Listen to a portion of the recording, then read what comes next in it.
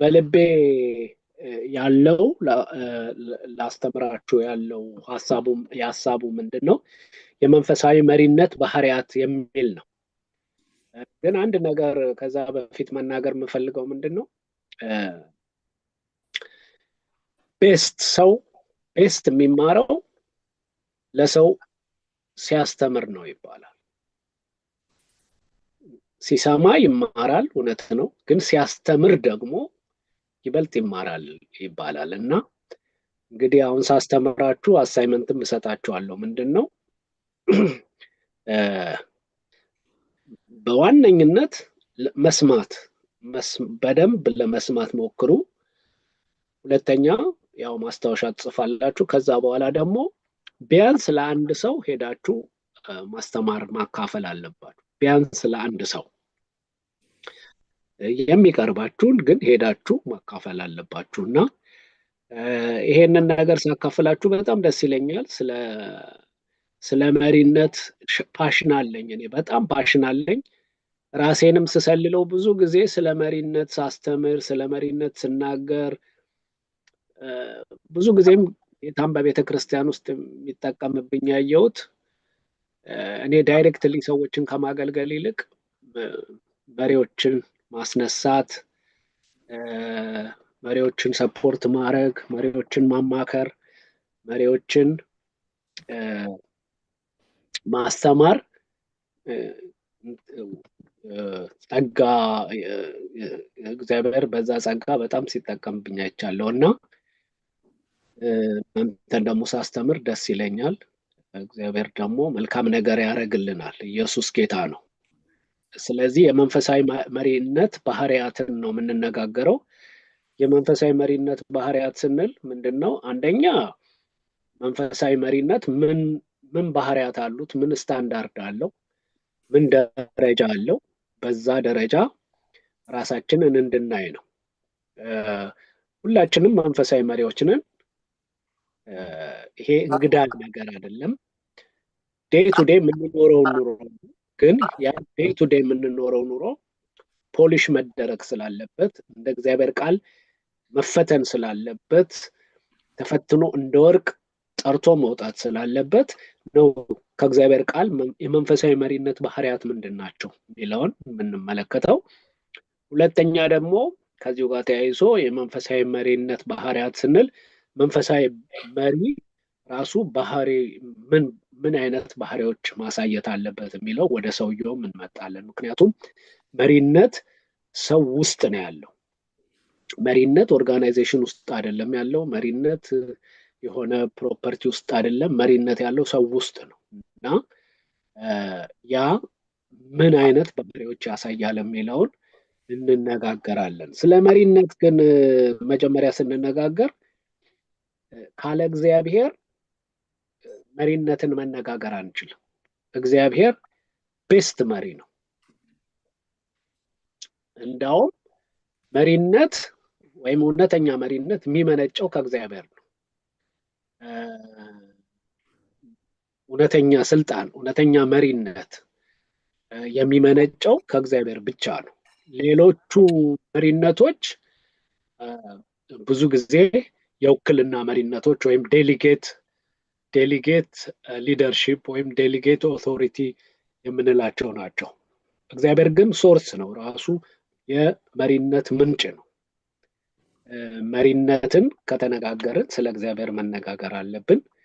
እግዚአብሔር መልካም መሪ ነው። እግዚአብሔር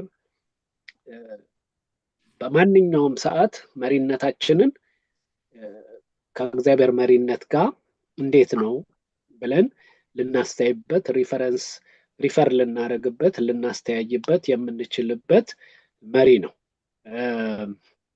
እግዚአብሔር እንደነገርኳችሁ እግዚአብሔር ኦሪጂናል መሪ ነው።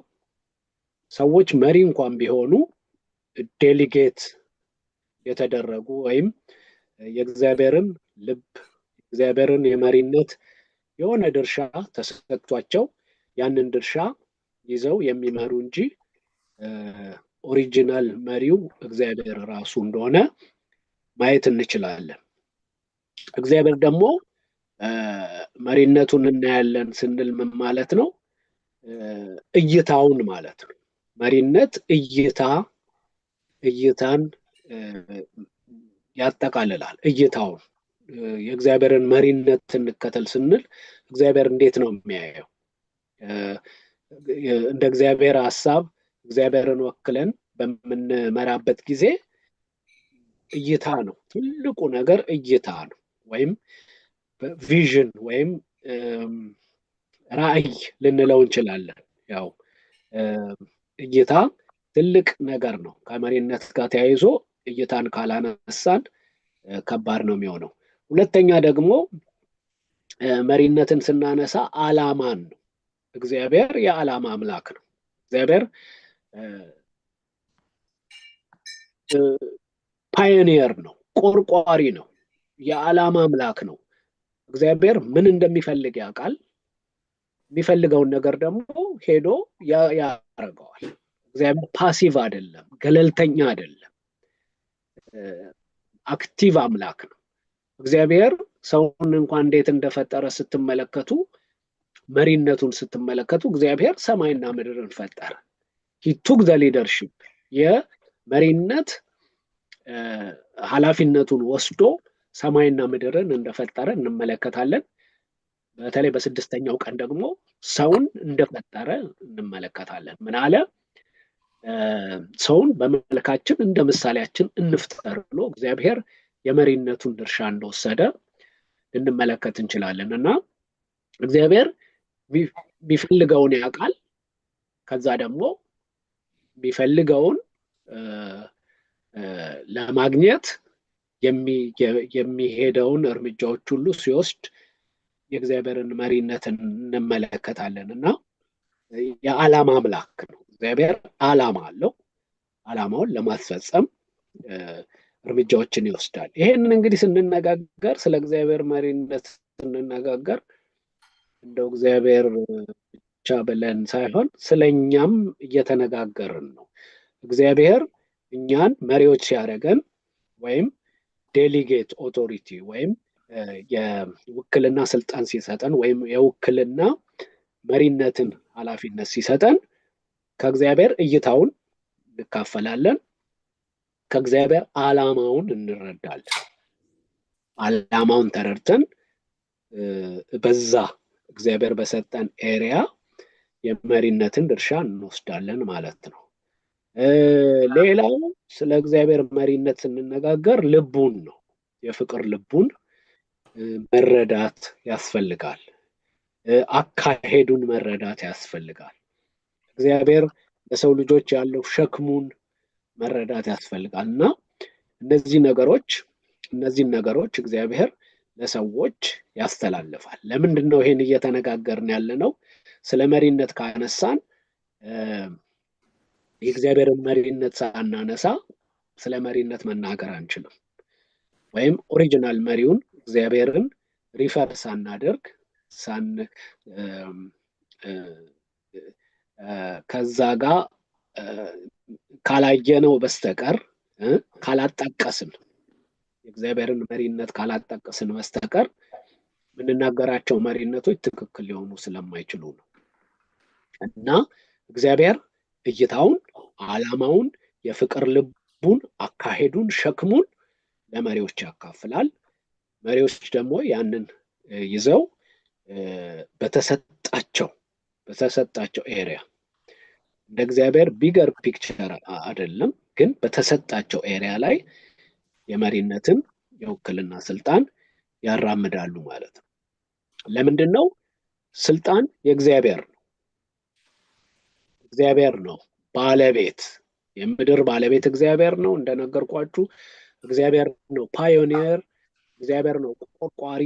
ስለዚህ ወደ እግዚአብሔር ነው ሪፈር የምናደርገው። ሁሌ ስለ ስልጣን ወይም ስለ መሪነት ስንነጋገር፣ ስለ ገዥነትን ብንነጋገር ስልጣን፣ ገዥነት፣ መሪነት የእግዚአብሔር ነው። እግዚአብሔር ባለስልጣን ነው። እና ከዛ አንጻር መሪነት ደግሞ በተለይ መንፈሳዊ መሪነት ስንል ስልጣንን ይጠይቃል። ነገሮችን የማስፈጸም ስልጣንን ይጠይቃል። የእግዚአብሔር ባካፕን ይጠይቃል። እግዚአብሔር ከጀርባው ያለ ሰው ነው መሪ ሊሆን የሚችለው። ከእግዚአብሔር ስልጣንን የተካፈለ ሰው ከእግዚአብሔርን የስልጣን ውክልና የተሰጠው ሰው ነው መሪ ሊሆን የሚችለው። ስለዚህ መሪነት ወይም መንፈሳዊ ስልጣን መሪነት መንፈሳዊ ስልጣንን ይጠይቃል። ትዝ ይላችሁ እንደሆነ እግዚአብሔር አዳምን በፈጠረ ጊዜ ሙሉ ስልጣን ነበር የሰጠው። በዘፍጥረት ምዕራፍ 1 ከቁጥር 26 እስከ 28 ስናነብ እንደዚህ ብሎ ይናገራል። እግዚአብሔርም አለ ሰውን በመልካችን እንደ ምሳሌያችን እንፍጠር፣ የባሕር ዓሦችን፣ የሰማይ ወፎችን፣ እንስሳትን፣ ምድርን ሁሉ በምድር ላይ የሚንቀሳቀሱትን ሁሉ ይግዙ። እግዚአብሔርም ሰውን በመልኩ ፈጠረ፣ በእግዚአብሔር መልክ ፈጠረው፣ ወንድና ሴት አድርጎ ፈጠራቸው ይላል። እግዚአብሔርም ባረካቸው እንዲህ አላቸው፣ ብዙ ተባዙ፣ ምድርን ሙላት፣ ግዟትም፣ የባሕር ዓሦችን፣ የሰማይ ወፎችን፣ በምድር የሚንቀሳቀሱትን ሁሉ ግዟቸው አለ እና ይሄ እግዚአብሔር የሰጠው ስልጣን ነው። እግዚአብሔር ላይክ እንደ ራሴ ብሎ አዚፍ እንደ ራሴ ማለት እንደኔ ሆነ ግዛ ብሎ በዚህ ነገሮች ሁሉ ላይ ስልጣን እንደሰጠው እንመለከታለን እና በዚህን ጊዜ ሁሉ ነገሮች ይገዙለት ነበር። የሁሉ ነገሮች መሪ ነበር። ለእንስሳት ሁሉ እንዳወጣላቸው ስማቸው እንደዛ ነበር። መሪ ነበረ። የመሪነትን እርምጃ ይወስድ ነበረ። በመሪነት እርምጃው ደግሞ ዝንፍ የሚለን ነገር አልነበረም። ከቃሉ የሚወጣ አልነበረም። ግን ያው በዘፍጥረት ምዕራፍ 3 ላይ ሰው አታድርግ የተባለውን ያንኑ ነገር በማድረጉና ከእግዚአብሔር ጋር የነበረው ግንኙነቱ ስለተቋረጠ ስልጣኑም አብሮ እንደደበዘዘ እንመለከታለን። ከዛ በኋላ ስንመለከት በቀላሉ ነገሮች የሚታዘዙለት የነበረው ሰው ከዛ በኋላ ግን በላብ በእንትን ትበላለህ እንደሚባል ከዛም በኋላ ወረድ ብለን ስንመለከት ደግሞ ምድር የኃይሏን አትሰጥህም እንደተባለና በቃ ሾህና ሜኬላ ታበቅልብሃለች እንደተባለ እንመለከታለን። ይህ ሁሉ የሚያሳየው ምንድን ነው? የአዳም መንፈሳዊ መሪነት ወይም የአዳም መሪነት የሚመነጨው ዳይሬክትሊ ከእግዚአብሔር ነበር። ከእግዚአብሔር ጋር ያለው ግንኙነት ሲበላሽና ለእግዚአብሔር ያለው መገዛት ከእግዚአብሔር ጋር ያለው ግንኙነት ሲበላሽ ሁሉ ነገር እንደተበላሸ ምድር ሰጥና ለጥ ብላ የምትገዛለት የነበረችው ምድር አንተ ማነህ አለችው። ምክንያቱም ስልጣን በሃይራርኪውን ጠብቆ ስልጣን ተዋረዱን ጠብቆ ነው። ትዝ ይላችሁ እንደሆነ በአዲስ ኪዳን ላይ የነበረው የመቶ አለቃ ምን አለ? ኢየሱስም ቃል ብቻ ተናገር አለው። ምክንያቱም አለ እኔ ለምሳሌ ወታደር ነኝ አለ፣ መቶ አለቃ ነኝ አለ። የበላዮቼን እታዘዛቸው፣ ሂድ ሲሉኝ እሄዳለሁ፣ ና ሲሉኝ እመጣለሁ አለ። እንዲሁ ደግሞ እኔ ከበታቾቼ ደግሞ ሰዎች አሉ አለ። ሂዱ ስላቸው ይሄዳሉ፣ ኑ ስላቸው ይመጣሉ አለ። አሁን ይሄ መቶ አለቃ አንድ ቀን ጀነራሉ ላይ ወይም ሻምበሉ ላይ ኖ ቢል እና ቢያምፅ ታች 10 አለቃው አይታዘዘውም። ለምን? ስልጣኑ የሚመጣው ከላይ ነው። ኢንደስም ወይ የሰው ስልጣን የተቋረጠውና ሰው ደካማ የሆነው ስልጣኑ ፐርፌክትሊ መሪነቱ የተስተጓጎለው ከእግዚአብሔር ጋር በነበረው ግንኙነት መበላሸት ነበር። አሁን እግዚአብሔር ይመስገን በክርስቶስ ኢየሱስ ስልጣናችን ከእግዚአብሔር ጋር ያለን የአባትና የልጅ ግንኙነት ታድሷል። በዛ ምክንያት አሁን ትክክለኛ ፖዚሽን ላይ ነን ለማድረግ ለእግዚአብሔር እየተገዛን ነገሮችን ለመግዛት በእግዚአብሔር መሪነት ውስጥ የቆየን ነገሮችን ለመምራት ነገሮችን ለመለወጥ ቤስት ፖዚሽን ላይ ነው አሁን ያለ ነው። እና ይሄንን ያነሳሁት ለምንድን ነው? መሪነት የሚመነጨው ከዋናው ነው። አሁን በእኛ እንትን ከእግዚአብሔር ነው የሚመነጨው። ከእግዚአብሔር ውጭ የሆነ መሪነት የለም። እግዚአብሔር ባለስልጣን ነው። እግዚአብሔር ገዢ ነው። እግዚአብሔር ስልጣንን ይሰጣል። ከእግዚአብሔር ውጭ ኦሪጂናል ስልጣን ያለው የለም። ስልጣን ካለ ከእግዚአብሔር ነው። ለዛ ነው በሮሜ ምዕራፍ 13 ከቁጥር 1 እና 2 ነፍስ ሁሉ ለበላይ ባሉ ባለስልጣኖች ይገዛ፣ ከእግዚአብሔር ካልተገኘ በቀር ስልጣን የለምና ያሉትም ባለስልጣኖች በእግዚአብሔር የተሾሙ ናቸው እያለ እያንዳንዱ ስልጣን ዴሊጌት ኦቶሪቲ እንደሆነ ወይም የውክልና ስልጣን እንደሆነ እንመለከታለን። አሁን እኛ ሞስትሊ የምንመለከተው ስለ መንፈሳዊ ስልጣን ነው። ግን ዓለምን ራሱ እግዚአብሔር እያስተዳደረ፣ ዓለምን አክቲቭሊ እያስተዳደረ ነው እግዚአብሔር። አንድ ሰው ሲናገር እንደውም በጣም ገረመኝ። ምን አለ? የሳውዲ አረቢያን ንጉሥ የሾመው እግዚአብሔር ነው አለ። እኛ አሁን የተለያየ ነገር ልንል እንችላለን። ሃይማኖቱ እንደዚህ ነው የሚያምነው እንደዚህ ነው ልንል እንችላለን። ግን እግዚአብሔር ነው የሾመው። ምን ለማድረግ? ያን ህዝብ እንዲያስተዳድር፣ እንዲያወጣ፣ እንዲያገባ። ክርስቲያን እንዲያደርጋቸው አይደለም፣ ግን በሰላም እንዲኖሩ። ለዛ ነው ቁጥር 2 ላይ ስለዚህ ባለስልጣንን የሚቃወም የእግዚአብሔርን ስርዓት ይቃወማል። ስርዓቱ የእግዚአብሔር፣ ሰዎችን አይደለም የምናየው። ስርዓቱ የእግዚአብሔር ስርዓት ነው። እና እነዚህ ደግሞ ባለስልጣኖቹ የውክልና ስልጣን ያላቸው ናቸው። እንደዚህ አይነት ሰዎች እኮ እግዚአብሔር የለም የሚሉ ኤቲስቶች ሊሆኑ ይችላሉ። ዳዝን ማተር፣ ግን በእግዚአብሔር የተሾሙ ናቸው። እግዚአብሔር ያንን ዓላማ በማያሳኩበት ጊዜ ደግሞ ሊያነሳቸው የሚችል ሊለውጣቸው የሚችል ናቸው። የትልልቅ ነገስታትን በመጽሐፍ ቅዱስ እግዚአብሔር ሲሽር፣ ቀለ ተገኘ ሲል ሲያዋርድ እንመለከታለን። የእስራኤል ነገስታት ስለሆኑ አይደለም፣ የአሕዛብ ነገስታት የነበሩትን። ለምንድን ነው? የእግዚአብሔር ስርዓት ነው። የእግዚአብሔር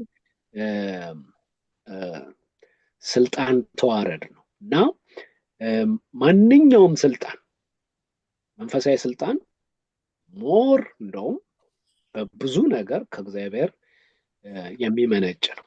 ግን በዓለም ላይ እንኳን ያለው ስልጣን፣ ማንኛውም ስልጣን የእግዚአብሔር እጅ ያለበት ስልጣን ነው። ለምን? ዓለም መሪ ትፈልጋለች። ዓለም ሴት የተደረገችው በመሪ እንድትመራ ነው። እግዚአብሔር በመሪነት ያምናል። እሱም አክቲቭ መሪ ነው። በምድር ላይም ደግሞ ሰዎች አክቲቭሊ እንዲመሩ ይፈልጋል። ፓሲቭ እንዲሆኑ ይፈልጋል። እውነት ነው፣ መሪነት ቀላል አይደለም። መሪነት ቻሌንጆች አሉት። መሪ ስንሆን የሚቀበለን ሰው አለ፣ የማይቀበለን ሰው አለ። አንዳንዴ የሚያዝል ነገር አለ፣ የሚያደክም ነገር አለ። ግን መሪ ከመሆን ግን በፍጹም እጅ እንድንሰጥና እንድንተወው ግን ሰበብ፣ ጥሩ ምክንያት ሊሆን የሚችል ምክንያት የለም። ወደፊት ነው መቀጠል ያለብን። የዚህ ትምህርትም ዓላማ፣ የዚህ ትምህርትም አስፈላጊነቱ ምንድን ነው? በውስጣችሁ ያለውን መንፈሳዊ መሪነት ማነቃቃት፣ ማዳበር፣ ፖሊሽ ማድረግ፣ ኢንስፓየር ማድረግ፣ ማበረታታት ነው። ምክንያቱም ዓለም መሪ ትፈልጋለች፣ ቤተ ክርስቲያን መሪ ትፈልጋለች፣ ህዝብ መመራት ይፈልጋል፣ እውነተኛ መሪዎችን ይፈልጋል።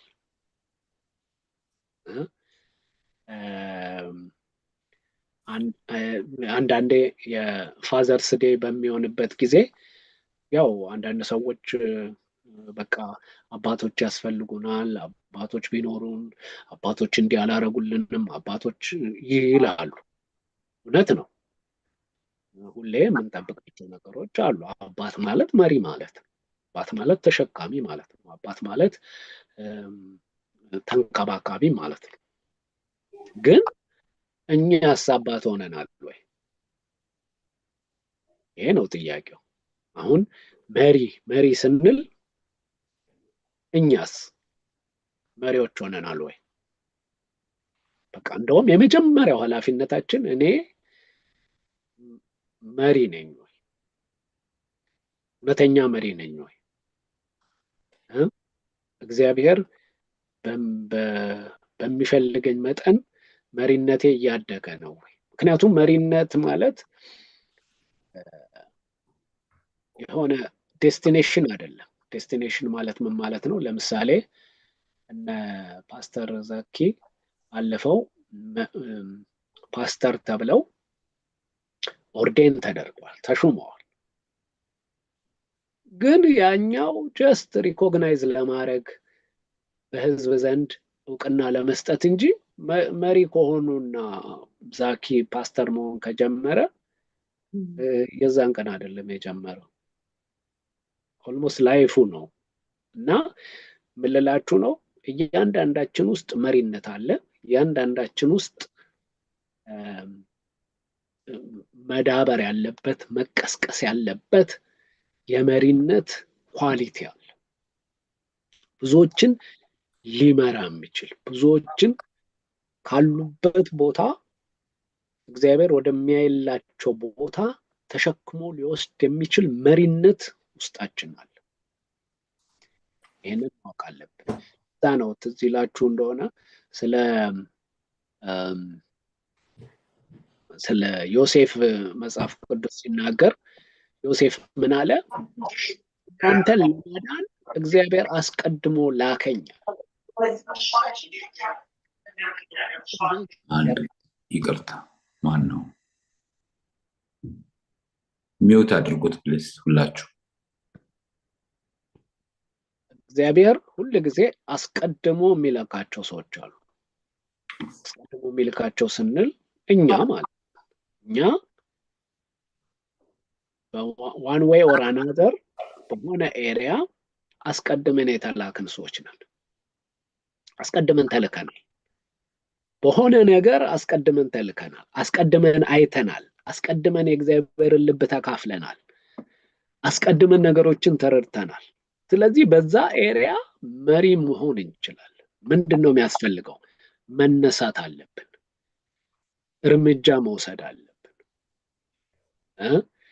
ፌስ ማድረግ አለብን። ነገሮችን መጋፈጥ አለብን። ምክንያቱም መሪነት እንዳልኳችሁ አልጋ ባልጋ አይደለም፣ ወይም ቤድ ኦፍ ሮዝ እንደሚሉት ማለት ነው። አልጋ ባልጋ አይደለም። ኖ ግን ኢት ወርዝ ኢት። መሪነት የሚያስከፍለው ዋጋ ወርዝ ያደርገዋል። የሚገባው ዋጋ ነው። አንዱ ምን አለ መሰላችሁ፣ በጣም ገረመኝ። አንድ መጽሐፍ አነብ ነበር እና ምን አለ፣ እኔ በጣም አውትስፖክን ሰው ነኝ አለ። አውትስፖክን ሰው ማለት በቃ ነገሮችን እናገራለሁ አለ። ምናገር ፊት ለፊት የምናገር ነኝ አለ እና አወዛጋቢ ነገሮችን አነሳለሁ አለ እና በጣም ፌስ አደርጋለሁ፣ እጋፈጣለሁ ነገሮችን አለ። ሰዎች መሄድ የማይፈልጉበት ወይም ማንሳት የማይፈልጉትን ነገሮች አነሳለሁ አለ እና እኔ ይህንን ነገሬን አልወደውም ብዬ ለአንድ ወዳጄ አጫወትኩት አለ።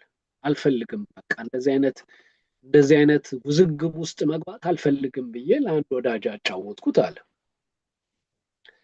ምን አለኝ አለ፣ እኔ በሂውማን ቢሄቪየር አጥንቻለሁ አለኝ አለ እና አንተን ደግሞ አውቃለሁ አለኝ አለ። አንተ ፋይተር ሰው ነህ፣ ነገሮችን የምትጋፈጥ እውነተኛ ሰው ነህ እና ይሄንን ደግሞ ትወደዋለህ አለኝ አለ። እኔ አልወደውም ነው ያልኩት አለ። ትወደዋለህ አለኝ አለ። ትወደዋለህ። ስለምትወደው ነው ፊት ለፊት የምትጋፈጠው አለ። እርምጃ የምትወስደው ስለምትወደው ነው አለ። አንተ ግን ማትወደው አለኝ አለ። ከዛ በኋላ የሚመጣውን ስደቱን ነው አለኝ።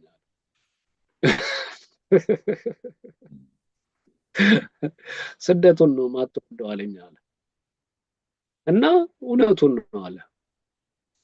እኔ መሪ መሆን እፈልጋለሁ፣ ነገሮችን መጋፈጥ እፈልጋለሁ፣ ግን ስደቱ አንዳንዴ በቃ ከመጠን በላይ የሆነ ሁሉ ይመስለኛል አለ። መሪነትም እንደዛ ነው። መሪነት ወርዝ ያደርገዋል እንጂ ብዙ ቻሌንጆች አሉበት። አስቀድማችሁ ስትላኩ ኮንፊደንስ ይጠይቃል፣ በራስ መተማመን ይጠይቃል፣ የሰማችሁት ከማን እንደሆነ ማወቅ ይጠይቃል። ሐዋርያ ጳውሎስ እንዳለው ያመንኩትን አውቀዋለሁ አለ። ይሄን ክርስትና ያን የመጀመሪያው ፈርስት ሴንቸሪ ክርስትና ተሸክሞ ሲሄድ ያ ኮንፊደንሱ ነው ለመሪነቱ ያበቃው። ያመንኩትን አውቀዋል፣ አይቷል፣ የእግዚአብሔርን ልብ ተካፍሏል፣ ራእዩን አካፍሎታል፣ እግዚአብሔር ልቡን አካፍሎታል። ስለዚህ ያ መሪ ሊያደርገው ችሏል ማለት ነው። መሪነት በጣም አስፈላጊ ነገር፣ በጣም በዓለም ላይ በጣም በጣም በጣም አስፈላጊው እውነተኛ መሪነት ነው። ስለዚህ ለእውነተኛ መሪነት መዘጋጀት አለብን። ሌላ ምንም መንገድ የለው። ደግሞ በጣም ጥሩ ነገር መጀመሪያ መሪ የሆነው ወይም ስታንዳርዳችን እግዚአብሔር ራሱ። እግዚአብሔር ጥሩ መሪ ነው። እግዚአብሔር ጥሩ መሪ ነው ስንል እግዚአብሔር በዘመናት መሃል በየጊዜው የሚያስደስቱ ውሳኔዎች ብቻ እየወሰነ የሚያልፍ አይደለም። አንድ እግዚአብሔር ሰው እንደውም ሲዘረዝርና በቃ ማያስደስቱ ውሳኔዎችን እግዚአብሔር እንዴት እንደወሰነ ሲዘረዝር በጣም ያስገርማል። አዳም በወደቀ ጊዜ እግዚአብሔር በቃ ከገነት ለማስወጣት ሲወስን ደስ የሚል እኮ አይደለም። ልጁ እኮ ነው፣ ግን አረገው። ምክንያቱም that was his standard። መሪነት ነው። መሪነት ደስ የሚሉ ውሳኔዎችን ብቻ ሳይሆን ደስ የማይሉ ውሳኔዎችን መወሰን ይጠይቃል። ሰዎች በኃጢአት በተጨማለቁ ጊዜ እግዚአብሔር ኖህና ቤተሰቡን ብቻ አስቀርቶ ሌሎቹን ሁሉ ለማጥፋት የወሰነው ውሳኔ it was not a pleasant one። ደስ የሚል እንደው እንትን አይደል ነው፣ ግን ውሳኔ የሚወስን ሰው ያስፈልግ ነበር። እና ምንድነው እግዚአብሔር ቤስት መሪ ነው፣ እውነተኛ መሪ ነው፣ ኦሪጂናል መሪ ነው። ደስ የሚለን እሱን እየተከተልን ነው የምንመራው። የእሱን የተወሰነች ልብ ተካፍለን ነው የምንመራው እና ደስ ሊለን ይገባል። እግዚአብሔር ራሱ እንደ ሳምፕል የሆነልን መሪነት ስለሆነ ደስ ሊለን ይገባል። ምክንያቱም እግዚአብሔር በመልኩና በአምሳሉ ነው የፈጠረን። እግዚአብሔር በመልኩና በአምሳሉ ስለፈጠረን ተነስተን መንፈሳዊ መሪነትን ማድረግ አለብን። ዓለም መሪ ተጠምታለች። ዓለም እውነተኛ መሪ ተጠምታለች። እውነተኛ መሪ ይጎላታል፣ ትፈልጋለች። ፓራዶክሱ ምንድን ነው? ፓራዶክስ ማለት ምንድን ነው? ተቃራኒ የሚመስል ግን ነገር ምንድን ነው? ሰው ኖርማሊ መመራት አይፈልግም፣ ወይም የሰው ስጋ መመራት አይፈልግም። የሰው እውነተኛ ባህሪ ግን መመራት ይፈልጋል። የሚመራው ሰው ይፈልጋል። የሚመራው ሰው በጥሩ ምሳሌነት በእውነተኝነት የሚመራው ካገኘ አብዛኛው ሰው መመራት ይፈልጋል። ግን አት ዘ ሴም ታይም ደግሞ መመራት ቀላል አይደለም። ምክንያቱም መሪ ሲኖር ስጋ የሚቃወመው ነገር አለ፣ ወይም ለስጋ አይመቸውም። አንዳንድ ሰዎች እከሌ መሪነቱ እንደዚህ ነው እንደዛ ነው ይላሉ። እውነት ነው፣ የተለያየ ድካም ሊኖርበት ይችላል የሰው መሪነት። ግን ስንቶቻችንን በእግዚአብሔር መሪነት ኦኬ ብለን ርፍ ብለን ምንኖር? አሁን እንደው ሪሊ አሁን በልባችን ብንጠየቅ እግዚአብሔር እንደው ይሄን ነገር እንዲህ ቢያደርገው ጥሩ ነበረ ምንላቸው ነገሮች የሉ? እንደው ማለት እንደው አለ አይደለ? ኦኬ ይሄን ጥሩ አድርጎ ይሄን አድርጎታል፣ ግን እንደው እችን ነገር እንደዚህ ባያረጋት ምንላቸው እኮ ነገሮች አሉ። ሃው ማች ሞር የሰው መሪነት ደግሞ። ግን እንደዛ ኢምፐርፌክት በመሰለን መሪነት ውስጥ ግን እግዚአብሔር በኃይል ይጠቀምበታል። እንደዛ አይነት መሪዎችን ይፈልጋል። ሰዎች ጥያቄ የሚያነሱባቸው፣ ሰዎች አንዳንዴ ላይቀበሏቸው የሚችሏቸው ሰዎች መሪ እንዲሆኑ ይፈልጋል። ምክንያቱም ማጆሪቲው ሰው ደግሞ መሪ ይፈልጋል። ለዛ ነው ብዙ ጊዜ አይታችሁ እንደሆነ መሪ እንደሌለ ሰው ሲያስብ ሁሉ ሰው መሪ መሆን ይፈልጋል። በቃ ማለት መርከቧ በትክክል እየተነዳች እንደሆነ፣ ናቪጌት እየተደረገች እንዳልሆነ ሰው ከተሰማው ሁሉ ሰው ወደ ሹፌሩ ካቢን ነው የሚመጣው፣ ወደ መሪው ጋር ነው የሚመጣው። ለምን? ሊያስተካክል ማለት ነው። ያን ደግሞ ምንድን ነው ብትሉ ሰው በመሪ ማረፍ ይፈልጋል። በቤተ ክርስቲያን ብትመለከቱ መሪ ሲኖር ሰዎች በመሪ ስር ማረፍ ይፈልጋሉ። ከየት እንደመጣ ወዴት እንደሚሄድ የት እንዳለ የሚያውቅ፣ ምን እንደሚያደርግ የሚያውቅ፣ ዓላማውን የሚያውቅ፣ ህዝቡን ካለበት ቦታ እግዚአብሔር ወዳሰበላቸው ቦታ መውሰድ የሚችል መሪ እንዳለ ሰው ሲያውቅ ደስ ብሎት ይመራል። እና የመሪነት ፍላጎት አለ።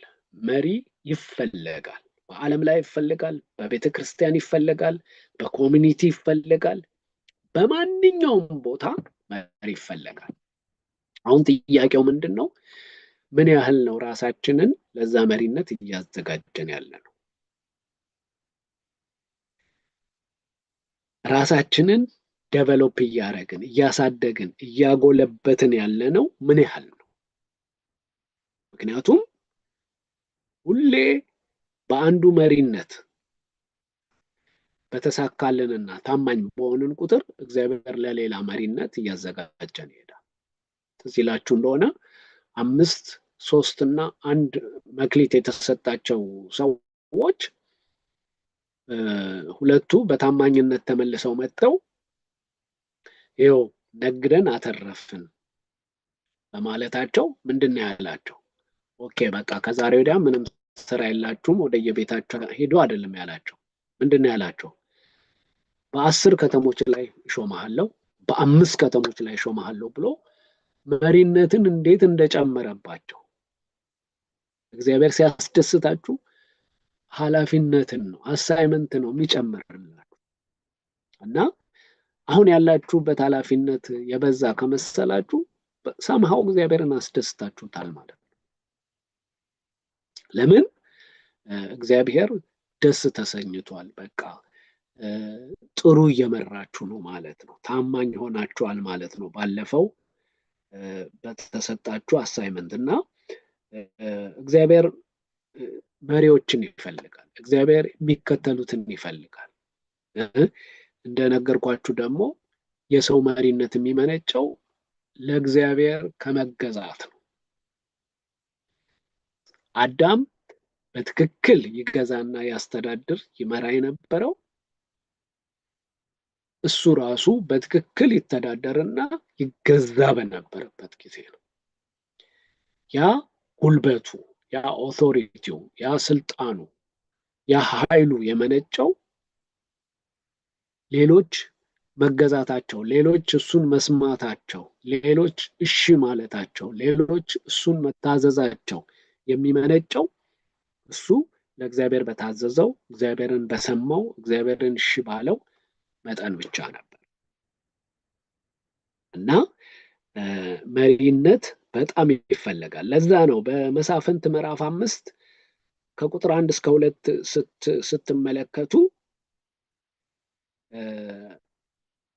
እግዚአብሔርን አመስግኑ ብሎ የሚናገርበትን ምክንያት ትመለከታላችሁ። መሳፍንት ምዕራፍ 5 ከቁጥር 1 እስከ 2 በዚያም ቀን ዲቦራና የአቢኔኤም ልጅ ባርቅ እንዲህ ብለው ተቀኙ፣ በእስራኤል ውስጥ መሪዎች ስለመሩ ሕዝቡም ነፍሳቸውን በፈቃዳቸው ስለሰጡ እግዚአብሔርን አመስግኑ ይላል። ሕዝቡ መሪዎች ስለመሩ አለ። መሪዎች ምን ያደርጉ ነበረ? በጣም ደስ የሚለው ነገር መሩ። መሪዎች ተነስተው መሩ፣ እርምጃ ወሰዱ። ገለልተኛ አልነበሩ። በቃ ገለልተኝነት የሚባል ነገር የለም። ገለልተኛ ከዚህም ወገን አይደለሁም ከዚህም ወገን አይደለሁም የሚባል ነገር የለም። ከእግዚአብሔር ወገን ከሆንን መምራት አለብን። በእስራኤል ውስጥ መሪዎች ስለመሩ አለ። በዛ ምክንያት ደግሞ ሕዝቡም ነፍሳቸውን በፈቃዳቸው ስለሰጡ፣ እንደነገርኳችሁ ሰው መመራት ይፈልጋል። እውነተኛ መሪ ካገኘ፣ በምሳሌ የሚመራው ካገኘ፣ በእውነተኝነት የሚመራው ካገኘ፣ በርህራሄ የሚመራው ካገኘ፣ የሚሄድበትን የሚያክሰው ካገኘ፣ ኖሌጀብል የሆነ መሪ ካገኘ ለመመራት በደስታ ራሱን ይሰጣል። ስለዚህ እነዚህ መሪዎች ስለመሩ አለ፣ ሕዝቡም ነፍሳቸውን በፈቃዳቸው ስለሰጡ እግዚአብሔርን አመስግኑ ብሎ ይናገራል። ቅድም ያነበብኩላችሁ ደግሞ በዘፍጥረት ምዕራፍ 45 ከቁጥር 7 እስከ 8 ቅድም የነገርኳችሁ የዮሴፍ ታሪክ ምን ይላል? እግዚአብሔርም በምድር ላይ ቅሬታን አስቀርላችሁ ዘንድ በታላቅ መድኃኒት አድናችሁ ዘንድ ከእናንተ ፊት ላከኝ ብሎ ዮሴፍ ሲናገር ትመለከታላችሁ። አሁን እናንተም ወደዚህ የላካችሁኝ አይደላችሁም፣ እግዚአብሔር ላከኝ እንጂ ለፈርዖንም እንደ አባት አደረገኝ ብሎ ይናገራል። እና መሪ ይፈለጋል። መሪ ይፈለጋል። ራሱን የሚሰጥ ሰው ይፈለጋል። ራሱን ሳክሪፋይስ የሚያደርግ ሰው፣ መስዋዕት የሚያደርግ ሰው ይፈለጋል። ይሄ ደግሞ በጣም ግሎሪየስ መሆኑን የምታዩት እግዚአብሔርን መምሰል ነው። የተፈጠርንበትን ዓላማ መፈጸም ነው መሪነት። መሪ ተደርገን ነው የተፈጠርነው። የእግዚአብሔር ተወካይ ተደርገን ነው የተፈጠርነው።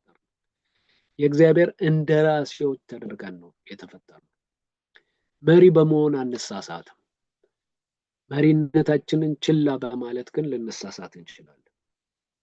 ነገር ግን እግዚአብሔር የሰጠንን ዓላማ መሪነት በየቦታችን፣ መሪ ሲባል የተወሰኑ ሰዎችን ወይ 5ቱን የአገልግሎት ስጦታዎች ማለት አይደለም። እያንዳንዳችን ባለንበት ቦታ መሪዎች ነን። አስቀድመን በተላክንበት ቦታ ሁሉ መሪዎች ነን። የተሻለ እውቀት ባለን ነገር ላይ መሪዎች ነን። ሸክም ባለን ነገር ላይ መሪዎች ነን። የእግዚአብሔርን ልብ በተካፈልንበት ነገር ላይ ሁሉ መሪዎች ነን። የእግዚአብሔርን ዓላማ በተረዳንበት ነገር ላይ ሁሉ መሪዎች ነው። ያንን የእግዚአብሔርን ልብ፣ የእግዚአብሔርን ሸክም በተካፈልንበት ላይ መሪዎች ስለሆንን በእያንዳንዱ እግዚአብሔር በሰጠን ነገር ላይ ተነስተን መሪነታችንን እንድንወጣ እግዚአብሔር ይፈልጋል። ኢየሱስ ጌታ ነው። ለመሰረት የሚሆን ይሄን ያህል ካልን በሚቀጥለው ጊዜ እንቀጥላለን። ግን ዛሬ የተነጋገርነው ነገር ምንድን ነው? ስለ መንፈሳዊ መሪነት ባህሪያት ነው የተነጋገርነው። የመንፈሳዊ መሪነትን ባህሪያት ደግሞ ስንነጋገር የእግዚአብሔርን መሪነት ሳንነጋገር ሊሆን አይችልም። ምክንያቱም የእግዚአብሔር መሪነት የማንኛውም መሪነት የማንኛውም ስልጣን ምንጭ ነው። የእግዚአብሔር መሪነት ስታንዳርድ ነው፣ ደረጃ ነው። ደረጃ ማንኛውም የመሪነት ደረጃ የሚለካው በእግዚአብሔር ነው። ሪፈረንሱ ማጣቀሻው የእግዚአብሔር መሪነት ነው። ሰውን ደግሞ ሲፈጥረው በመልኩና በአምሳሉ እንደፈጠረውና ሙሉ መሪ አድርጎ እንደፈጠረው እንመለከታለን።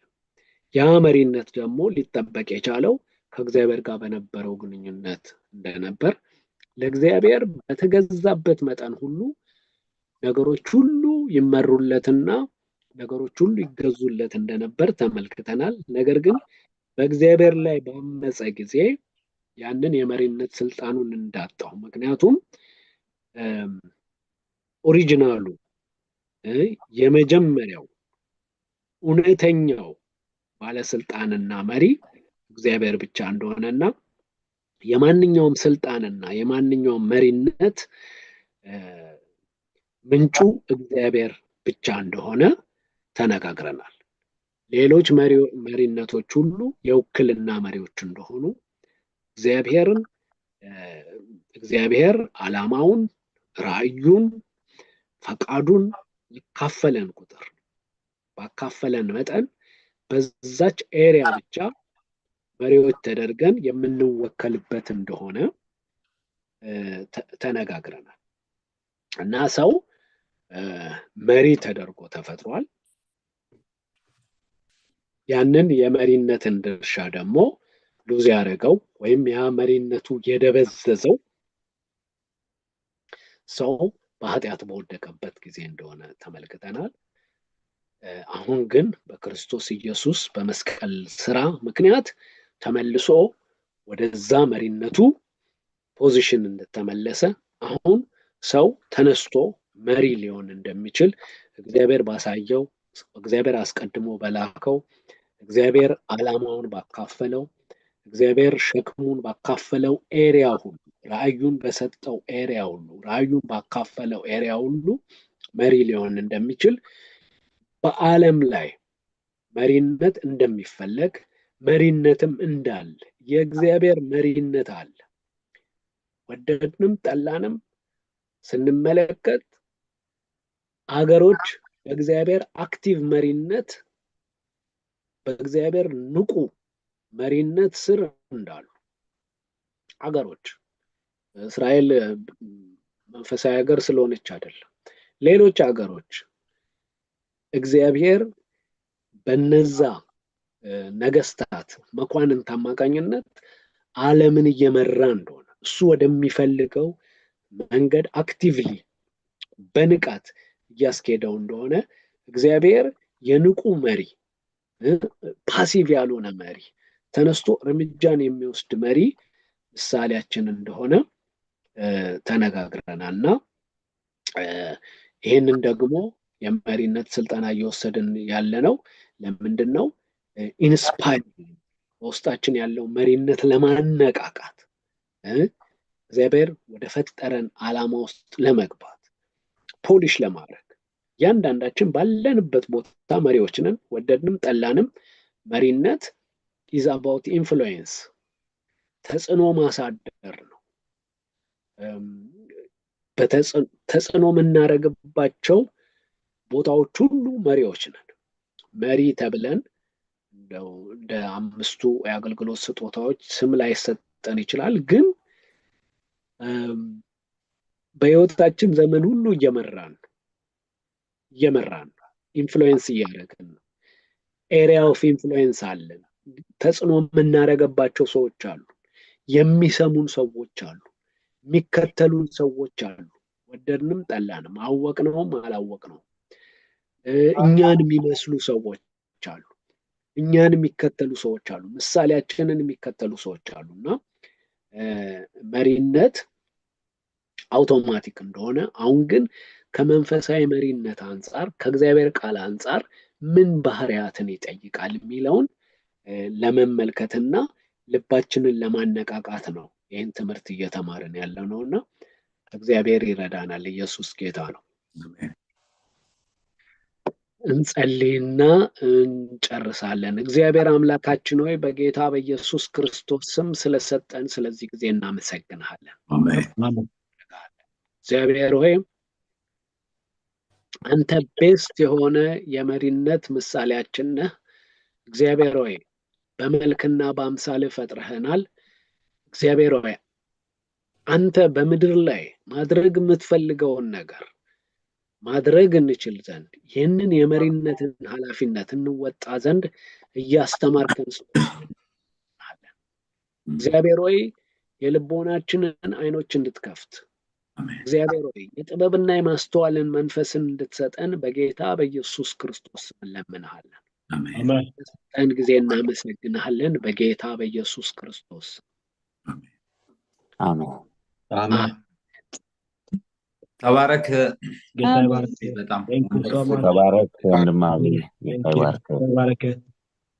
ጌታ ይባርካችሁ። ጌታ ቢፈቅድ እንገናኛለን። ግን ያንን አሳይመንት ስሩ።